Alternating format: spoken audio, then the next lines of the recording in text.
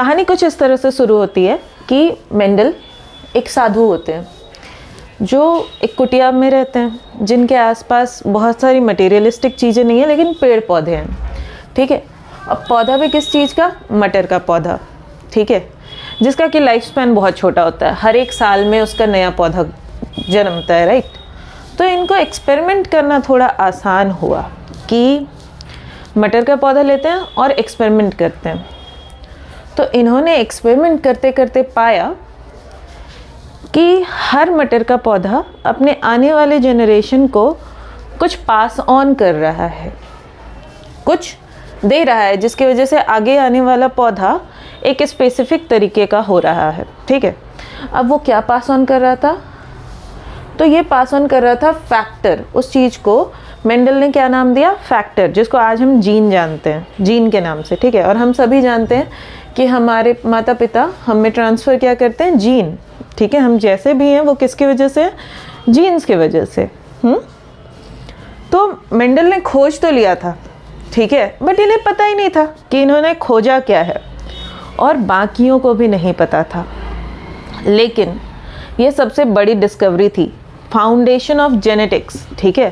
That's why he is known as father of genetics, father of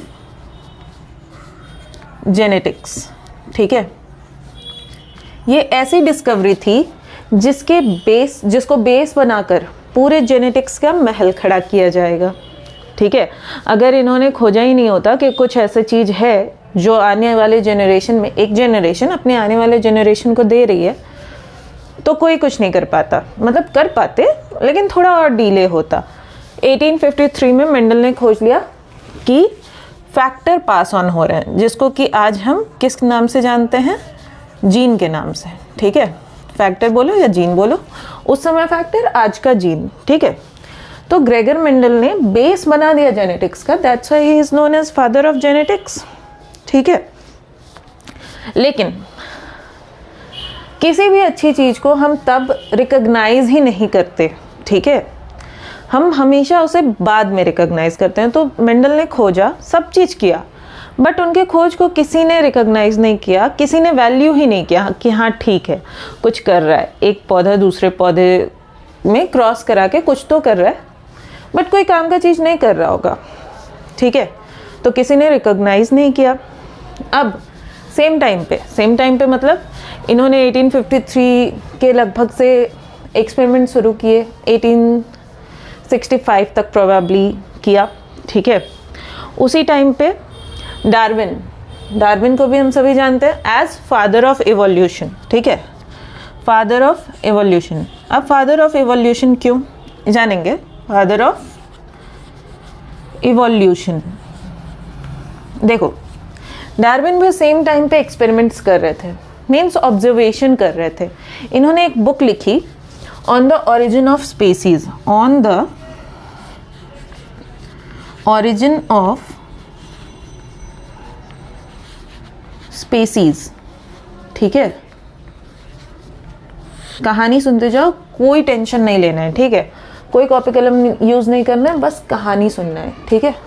B relaxed, क्योंकि कहानी सुनने में जितना मज़ा आता है ना उतना पढ़ने में नहीं आता, और पढ़ना है भी नहीं, ठीक है, सिर्फ कहानी सुनना है। तो डार्विन सेम टाइम पे जिस समय मेंडल ने एक्सपेरिमेंट किया था उसी के सेम टाइम पे डार्विन भी ऑब्जर्वेशन कर रहे थे, बुक लिखी on the origin of species, जिसमें उन्होंने एक बहुत ही मतलब लोगों को अचरज में डालने वाला बात कही, ठीक है, जो कि लोग डाइजेस्ट नहीं कर पाए उस समय, ठीक है, कि दुनिया का हर ऑर्गेनिज्म, हर स्पीसीज एक दूसरे से जुड़ा हुआ है। अब बताओ, कोई मानने वाली बात थी कि बंदर इंसान से जुड़ा हुआ है? कोई मानने वाली बात है कि मगरमच्छ पक्षियों से जुड़ा हुआ है? बट है ना, जब हम लोग पढ़ते हैं तो हम लोग जानते हैं कि how crocodiles are related to birds, how chimpanzees are related to us, ठीक है। तो इन्होंने ये खुलासा किया, बट इनको पता नहीं था कि किस वजह से जुड़े हुए हैं। इन्होंने ये खोज लिया था कि जुड़े हुए हैं, लेकिन क्यों जुड़े हुए हैं ही हिमसेल्फ डिडंट नो। अब तो पता कैसे चलेगा? तो खोजते खोजते सेल की डिस्कवरी हो चुकी है, न्यूक्लियस की डिस्कवरी हो चुकी है, ठीक है। Cell in the 1665 by Robert Hooke and nucleus 1831 by Robert Brown। तो सेल में ही आगे खोजा जा रहा था और फ्रेडरिक मिशेर, नाम सुनो ध्यान से, फ्रेडरिक मिशेर एक साइंटिस्ट आए 1869। कौन आए? फ्रेडरिक मिशेर, ठीक है। फ्रेडरिक मिशेर एक साइंटिस्ट आए जो खोज रहे थे, बहुत ही क्यूरियस थे, ठीक है। खोज रहे थे, कंटिन्यूअसली खोज रहे थे कि आखिर सेल के अंदर और क्या है, ठीक है। सेल के अंदर क्या है? न्यूक्लियस के अंदर क्या है? तो इन्होंने एक बहुत ही चौंकाने वाली डिस्कवरी की। चौंकाने वाली क्या? कि सेल के अंदर है न्यूक्लियइन। इन्होंने क्या खोजा? सेल के अंदर है न्यूक्लियइन। और पता है कैसे खोजा? कि ये डॉक्टर के पास जाते थे और जैसे वुंड होता है ना, घाव, उससे पस निकलता है, तो पस में पट्टियाँ लगती है और पट्टियाँ खुलती है, चेंज होती है। तो पस भरी पट्टियों को लाते थे, उससे वाइट ब्लड सेल्स निकालते थे और उसके न्यूक्लियस में चेक करते थे, ठीक है। तो इन्होंने पाया कि न्यूक्लियस के अंदर कुछ न्यूक्लियइन है, ठीक है। नाम दिया न्यूक्लियइन।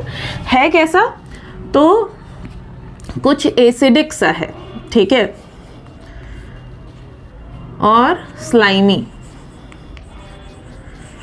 तो उन्होंने नाम दे दिया न्यूक्लियइन। देखो, खोजा जा चुका है, that's why he is known as the, अगर आप देखेंगे कि डीएनए की डिस्कवरी किसने की है, तो he is known as the discoverer of DNA, discoverer of DNA, ठीक है। डीएनए को डिस्कवर किसने किया? फ्रेडरिक मिशेर ने। लेकिन डिस्कवर करने के बाद भी क्या इन्हें पता था कि इन्होंने डीएनए डिस्कवर किया है? नहीं, ठीक है। इन्हें कुछ पता नहीं था कि इन्होंने डीएनए डिस्कवर किया है। इन्हें लगा कि अच्छा ठीक है, समथिंग इज न्यूक्लियइन, जो कि सेल के न्यूक्लियस के अंदर है, ठीक है। उसके बाद आते हैं फ्रेडरिक ग्रिफिथ, ठीक है। फ्रेडरिक ग्रिफिथ, इन्होंने बेस लिया फ्रेडरिक मिशेर का, ठीक है। और फिर इन्होंने आगे रिसर्च जारी रखी। इनका रिसर्च किस पे हुआ? ऑब्वियसली सब खोज रहे हैं तो ये भी कुछ खोजेंगे। तो इन्होंने किया कि निमोनिया हो रहा था उस समय बहुत ज़्यादा, तो इन्होंने चूहों पे रिसर्च की। किस पे? माउस पे एक्सपेरिमेंट किया। किस चीज़ का लेके? तो बैक्टीरियाज के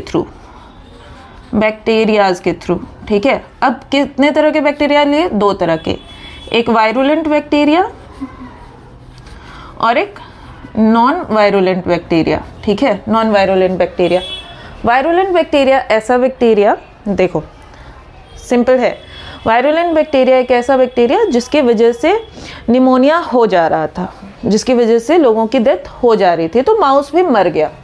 जैसे ही वायरुलेंट बैक्टीरिया को इंट्रोड्यूस किया गया, इंजेक्ट किया गया माउस में, माउस मर गया।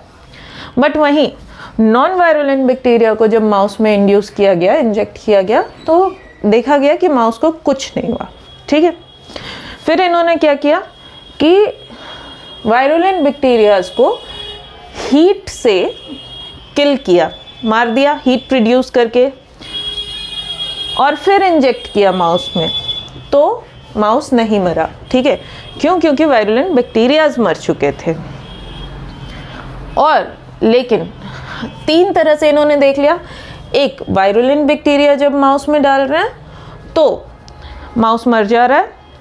नॉन वायरुलेंट बैक्टीरिया जब माउस में डाल रहे हैं तो माउस नहीं मर रहा है। जब हीट किल्ड यानी मरे हुए वायरुलेंट बैक्टीरिया को माउस में डाला जा रहा है तो माउस नहीं मर रहा है। लास्ट एक्सपेरिमेंट, जब मरे हुए वायरुलेंट बैक्टीरियाज को नॉन वायरुलेंट बैक्टीरियाज के साथ मिक्स किया गया और फिर माउस में इंजेक्ट किया गया तो माउस मर जा रहा है। देखो यहाँ पर क्या हो रहा है, वायरुलेंट बैक्टीरिया जब माउस में डाला गया, माउस मर गया, ठीक है, cross is the sign for death, mouse मर गया। जब नॉन वायरुलेंट को डाला गया तो माउस नहीं मरा, ठीक है। जब वायरुलेंट को हीट प्रोड्यूस करके डाला गया तो माउस नहीं मरा। अब जब वायरुलेंट प्लस नॉन वायरुलेंट यहाँ पर मिक्स करके जब माउस में डाला गया तो माउस मर गया, ठीक है।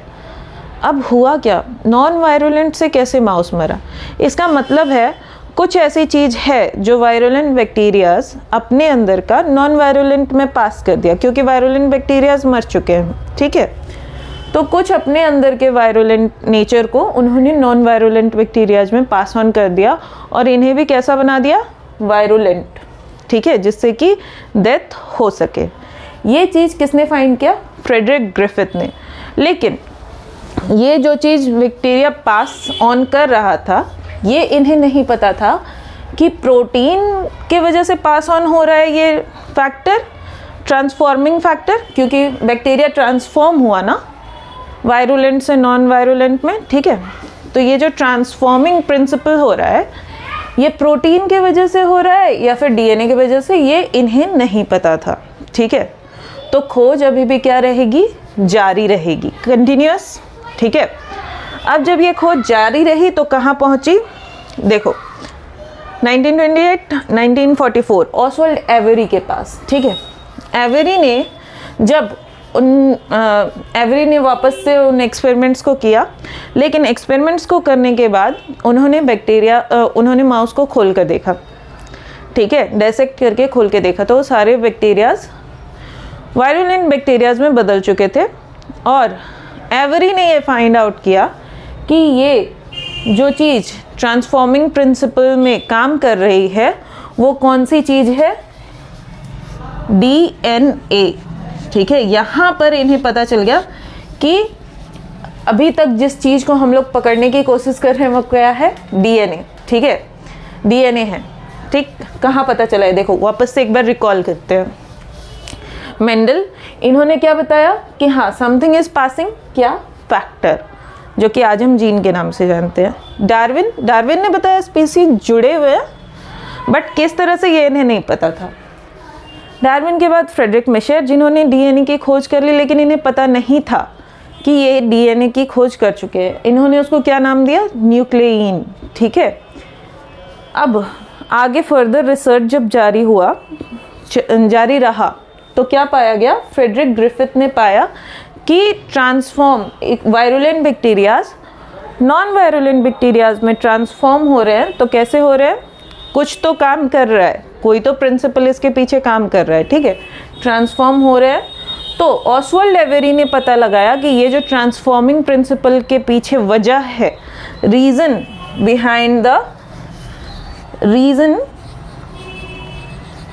बिहाइंड ट्रांसफॉर्मिंग प्रिंसिपल, ठीक है, इज डीएनए, ठीक है। फ्रेडरिक ग्रिफिथ के ट्रांसफॉर्मिंग प्रिंसिपल के पीछे जो वजह है वो क्या है, डीएनए है, ठीक है। अब यहाँ आता है सबसे ब्रेक थ्रू चीज, ठीक है। पता चल गया था डीएनए है, तो अब शिनाख्त होगी ना कि आखिर दिखता कैसे, चोर का नाम पता चल चुका है, ठीक है। तो अब ये भी पता करना जरूरी है उसको पकड़ने के लिए कि वो दिखता कैसा है। तो ये दिखता कैसा है किसने पता किया, वॉटसन एंड क्रिक ने। 1953 वॉटसन एंड क्रिक, इन्होंने बताया कि डीएनए का मॉडल कैसा है, डीएनए कैसा दिखता है, तो डबल स्ट्रैंडेड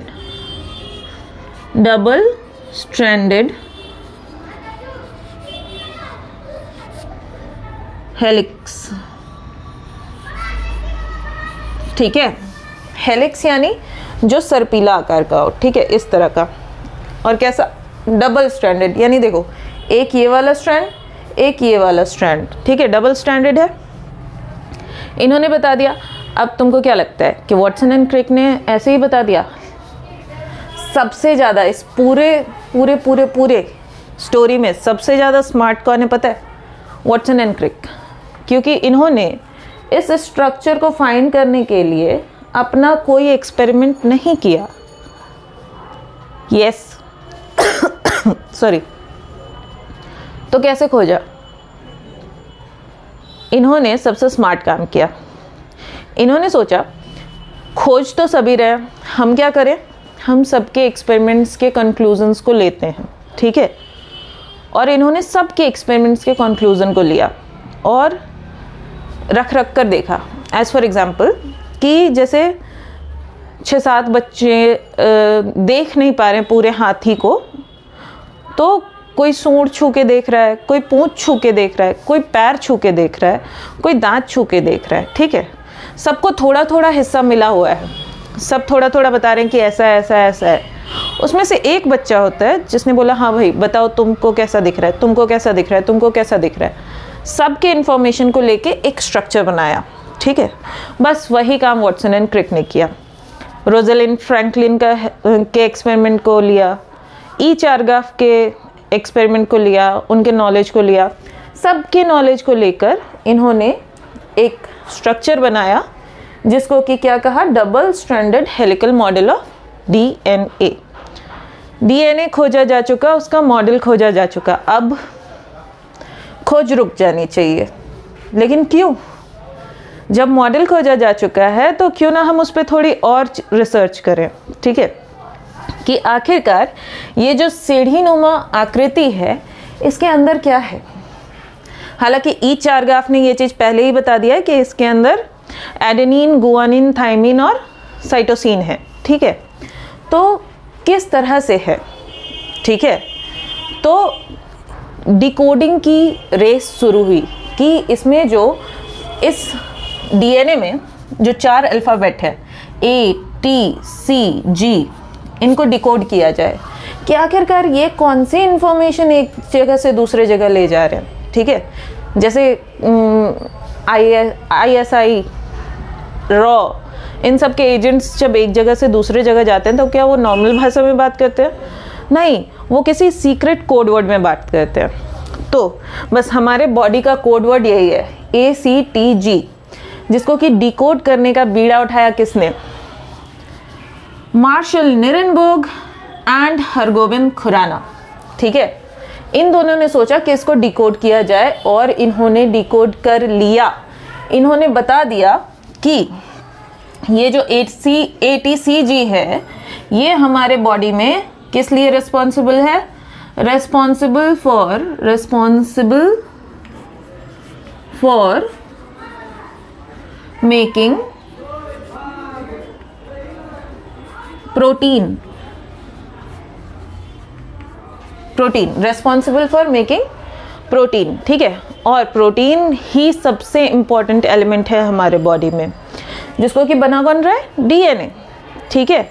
और प्रोटीन इतना इंपॉर्टेंट क्यों है? क्योंकि हमारी हाइट क्या होगी, हमारे बॉडी का कलर क्या होगा, हमारे बाल का टेक्सचर क्या होगा, हर चीज़ हमारे बॉडी में किससे रेगुलेटेड है? एंजाइम्स और हार्मोन से। और एंजाइम्स और हार्मोन्स कौन बनाता है? प्रोटीन, ठीक है। एंजाइम्स और हार्मोन्स कौन बना रहा है? प्रोटीन की वजह से हमारे बॉडी में एंजाइम्स एंड हार्मोन्स बनते हैं। तो अल्टीमेटली डीएनए क्या किया? डीएनए ने प्रोटीन बनाया and protein is responsible for all the hormones and enzymes, and because of hormones and enzymes we are who we are today. Okay, clear, ठीक है। तो हरगोविंद खुराना और मार्शल निरेनबर्ग ने किस चीज़ को खोजा? डिकोड किया। एक्चुअली खोजा क्या? खोजा जा चुका था, इसको डिकोड किया कि ये किसके लिए रिस्पॉन्सिबल है? तो responsible for making protein in our body, ठीक है।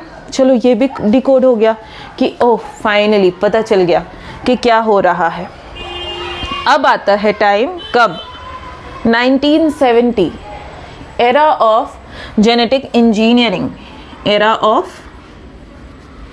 ऑफ जेनेटिक इंजीनियरिंग, ठीक है।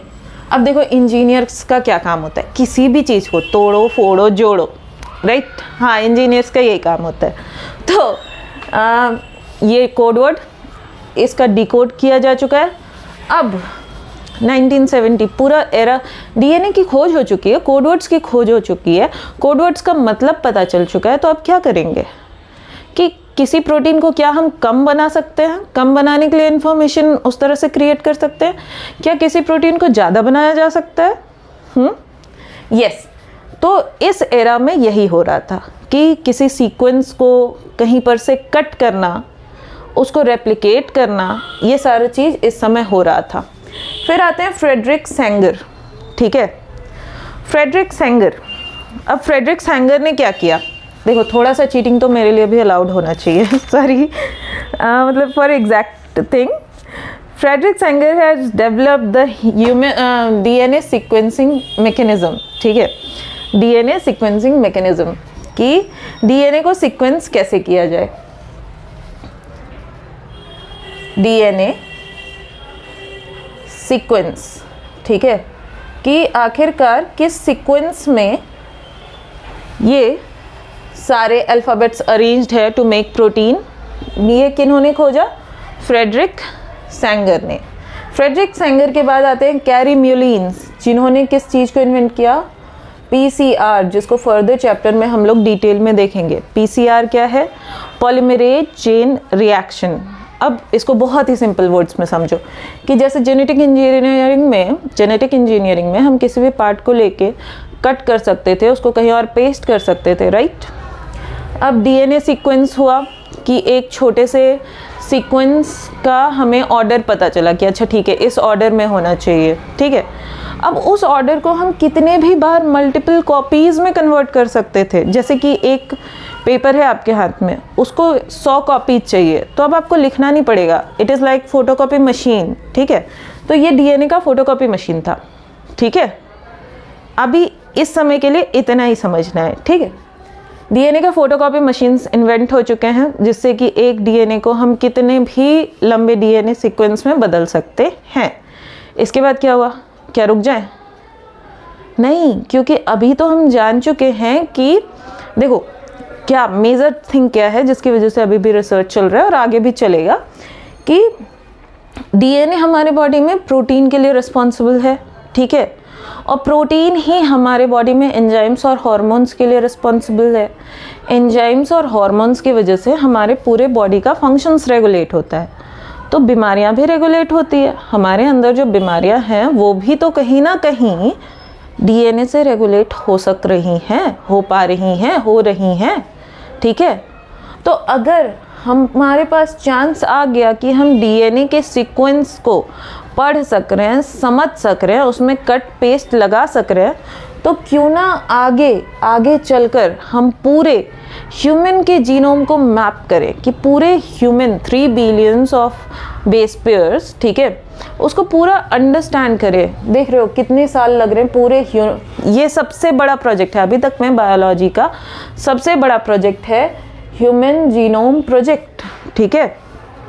अब देखो ह्यूमन जीनोम प्रोजेक्ट सबसे बड़ा प्रोजेक्ट है। इसमें किया क्या जा रहा है, इसमें पूरे ह्यूमंस के 3 बिलियन बेस पेयर्स को अंडरस्टैंड किया जा रहा है, मैप किया जा रहा है कि आखिर क्या, कहाँ, कैसे, क्या काम हो रहा है। और कितने साल लग गए इस चीज़ को जानने में, 13 साल, 90 से लेकर 2003, 1990 से लेकर 2003, सिर्फ एक ह्यूमन के पूरे जीनोम को मैपिंग करने में 13 साल लग गए, राइट। लेकिन मैपिंग करने का फ़ायदा हुआ, ठीक। अब आते हैं डेविड बेंटले, क्योंकि 13 साल नहीं लगने चाहिए, हमें कोई भी चीज़ फास्ट चाहिए, ठीक है। जैसे बल्ब की जब डिस्कवरी हुई तो वो बहुत ही पीला सा बल्ब था, लेकिन डिस्कवर होना ज़रूरी था वो, ताकि उसको बेस बनाकर आज का एलईडी जलाया जा सके। उसी तरह जब डीएनए की खोज हुई तब बहुत ही धीरे धीरे चीज़ें चल रही थी, यहाँ तक धीरे धीरे चली, लेकिन अब डेविड बेंटले ने इस चीज़ को रैपिड कर दिया, नेक्स्ट जनरेशन सीक्वेंसिंग। अब क्या, अब हम सालों के बजाय डेज में यानी दिनों में ही ये डिस्कवरी किया इन्होंने, ठीक है।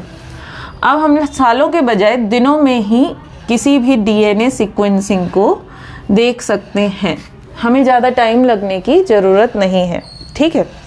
तो ये पूरी कहानी रही। और डीएनए सीक्वेंसिंग इसके वजह से पर्सनलाइज्ड मेडिसिन्स बनाए जा रहे हैं, ठीक है। तो ये पूरी कहानी रही, लेकिन ये कहानी हमें क्यों जाननी है, मेजर पार्ट, ठीक है, क्योंकि किसी भी चीज़ का हमसे रिलेशन होना चाहिए ना। हम जो जान रहे हैं, क्यों जान रहे हैं, हमारे लिए क्या फ़ायदा है, why it matters to us, हमारे लिए इतना इम्पोर्टेंट क्यों है? हमारे लिए बहुत इम्पोर्टेंट है, ठीक है, क्योंकि हमारे बॉडी की चीज़ है, तो हमें जानना ज़रूरी नहीं होगा तो किसे जानना ज़रूरी होगा? जब हम जान रहे हैं तो हम बहुत ही जेनेटिक डिजीज़ेस को ठीक कर सकते हैं, बहुत ही ईजिली डीएनए के सीक्वेंसेस में चेंज करके, क्योंकि प्रोटीन उस हिसाब का बनाए गए जिस हिसाब से एंजाइम्स और हार्मोन्स कंट्रोल होंगे। तो हम जेनेटिक्स के मदद से बहुत सारी बीमारियों को ठीक कर सकते हैं, ठीक है। अब देखो और क्यों ज़रूरी है इस चीज़ को जानना, क्योंकि अभी तक हम लोग जानते हैं कि बायोलॉजी क्यों पढ़ना है। बायोलॉजी एक नीट दे सकते हैं, अदरवाइज और ज़्यादा पढ़ के प्रोफेसर बन सकते हैं, राइट। बट क्यों ना थोड़ा और सोचें आउट ऑफ द बॉक्स, क्यों ना बायोटेक्नोलॉजी को, ठीक है, बायो इंजीनियरिंग के करियर में आगे बढ़ा जाए और इस पूरी कहानी का अगला पन्ना तुम लिखो।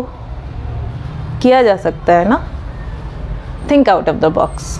अच्छा एक बात और, कहानी ख़त्म हो चुकी है, एक बार सुन लिया, ठीक, अब ज़रा पेन और कॉपी लेकर बैठो, ठीक है, एंड इसका पूरा रिपोर्ट तैयार करो जो भी मैंने कहा, ठीक है, ऑर्डर में लिखो, first Mendel, then Darwin, then क्या, then Michel, then Griffith, then Avery, then Watson and Crick, then Marshall Nirenberg and Hargobind Khurana, then era of genetic engineering, then Frederick Sanger, Carey Mulline's Human Genome Project, David Bentley, and why it is important for us, ठीक है। इस पूरी चीज़ का आप copy पे लिखो, theory, notes, and please send me, okay, as soon as possible. Bye.